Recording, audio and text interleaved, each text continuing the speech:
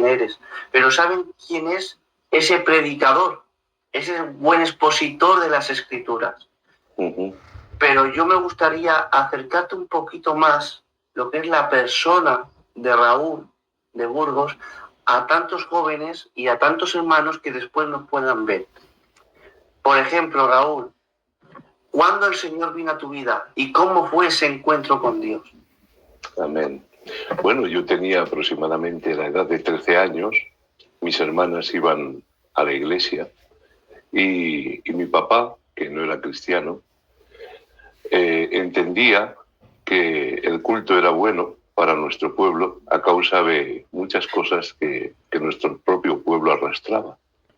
Y pensaba que el ir al culto, sobre todo para la juventud, era algo que iba a evitar que los jóvenes de nuestro pueblo pues entraran en diversas cosas que les iban a perjudicar en ese presente y en el futuro. De tal forma que él me decía que fuera al culto. Y él no era cristiano, David, no creía en el Señor, pero sabía los beneficios que había traído el Evangelio al pueblo gitano. Y yo recuerdo que yo hacía como que iba al culto, pero no iba, hacía novillos de la iglesia.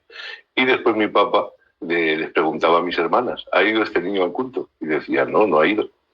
Y mi papá me presentó un argumento pues bastante razonable para que empezara ahí. Me dijo, o empiezas a ir al culto o te rompo la cachava en la espalda. Ante semejante argumento empecé a ir al culto. Yo recuerdo perfectamente cuáles fueron los 3 primeros mensajes que escuché y a qué 3 siervos escuché los 3 primeros mensajes. A mí no me gustaban los coros, no me gustaban el tiempo de oración, me parecía, no entendía nada, ya sabes, era un hombre natural, un joven que no había conocido al Señor, pero sí había algo que me fascinaba, era la palabra. Cuando yo escuchaba al predicador predicar la palabra, había algo que golpeaba mi corazón. Tanto es así que al tercer mensaje dije, yo quiero ser como esos gitanos que predican. Y acepté al Señor. Y desde entonces, desde la edad de 13 años, aquí estamos. Ya hemos pasado unos poquitos. Gloria al Señor. Amén. Una relación como la que tenemos. Me gustaría que nos dijeras a los hermanos una de las experiencias con Dios que te haya marcado, de bonita, de decir, pues mira, en este momento, porque hay un momento que todos hemos vivido que nos ha marcado para el Señor. Y me gustaría saber esa experiencia buena. Y luego, ¿cuál es una de las circunstancias más difíciles que te has encontrado en tu largo ministerio? Vale. Te voy a decir 2, que creo que son, que ahora mismo creo que el Espíritu pone en mi mente, en mi corazón. La primera era cómo me administraba el Señor al leer su palabra. Era algo increíble. No podía dejar de leer las Escrituras, de tal forma que solamente con la mera lectura el Espíritu Santo trataba mi mente, mi corazón y salía llorando leyendo la Biblia. Me metía tanto en los pasajes que cuando veía situaciones difíciles de los siervos o trágicas, literalmente me bebía las lágrimas. Y te estoy hablando que era un niño de 13 años. Y después, otra experiencia que me viene a la mente, que quizá le va a hacer bien a alguno de los oyentes, es en una ocasión en la vida cristiana que hubo un hermano que me habló unas palabras que me hicieron mucho daño, mucho daño.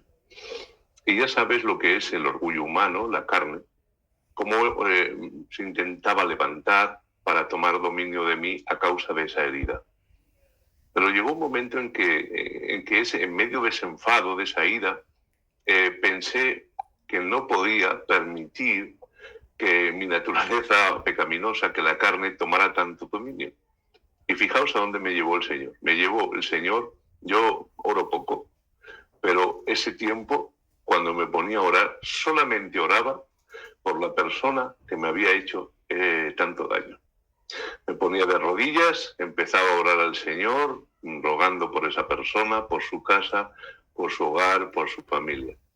Al tercer día de estar orando así por esa persona, de repente me despierto por la mañana y toda esa herida, todo ese dolor, toda esa frustración que tenía dentro del corazón, de repente desapareció.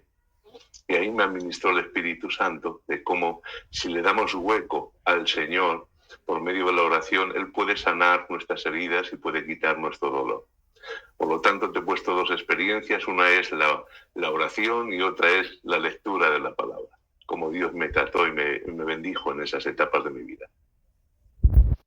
Muy bien. Hay una parte negativa, sí, y te la voy a explicar. Como siervo de Dios estamos llamados a servir al Señor donde Él nos llame. Gracias a Dios, doy muchas gracias de que Burgos, la iglesia donde yo he nacido en el Evangelio, la iglesia madre de Burgos, es una iglesia que tiene una baraja de siervos impresionante.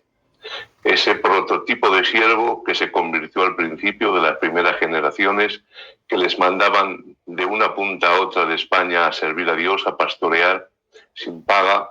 David, en aquella época no había paga, sin ayudas, prácticamente pasando necesidad. Y sin embargo, esas generaciones de siervos cogían sus 4 enseres, a sus niños pequeños, e iban de punta a punta de España para predicar el Evangelio, pastorear iglesias, abrir campos, etc. Nosotros, digo los siervos de Burgos más jóvenes, nos hemos criado en ese ambiente. Y teníamos a este perfil de siervo, anciano, dispuesto a sufrir por la obra como nuestros referentes. Y cuando empecemos nuestros primeros pasos como siervos de Dios, hacíamos lo mismo. Donde nos llamaban, íbamos. Daba igual que estuviera la iglesia a 300 kilómetros, a 600, a 200, daba igual. Y simplemente íbamos. Y en ocasiones, cuando dejas todo eso, cuando sacas a los niños del colegio, cuando dejas tu lugar de trabajo y eso te trae después consecuencias económicas, cuando estás tanto de acá para allá con los muebles, porque el Señor me ha permitido el privilegio, porque es un privilegio de pastorear en estos años 13 iglesias, a veces te das cuenta que las actitudes de algunas personas no son consecuentes con el precio que tú estás pagando para ir a servir a personas que no conoces. Pero tengo que decir algo. Por encima de eso, que es humano, el Espíritu Santo produce un gozo inefable en el siervo de tal forma que si hoy tuviera que volver a vivir mi vida y pudiera escoger entre varias opciones, volvería a escoger la misma, el servir a Dios. Servir a Dios es el mayor privilegio que puede tener un ser humano en esta tierra. Sobre todo, no digo para nuestros mayores, sino para la nueva generación que venimos. ¿Qué crees donde podemos mejorar?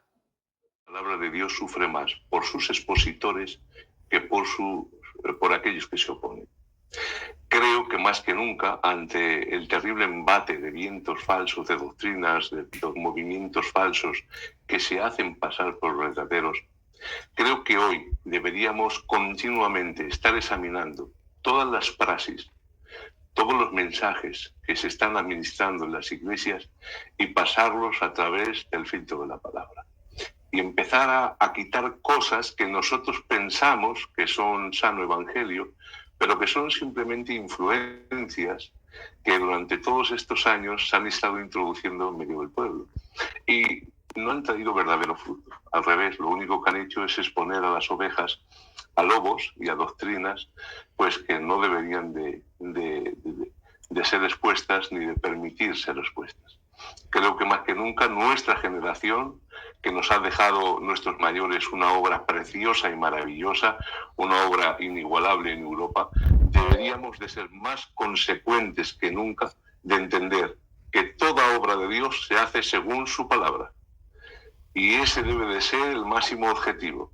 Empezar a filtrar todo lo que se administra en nuestras iglesias, en nuestras reuniones, para que vayamos quitando toda esa hojarasca y dejemos el fundamento tan maravilloso que nuestra obra tiene y que todos deseamos.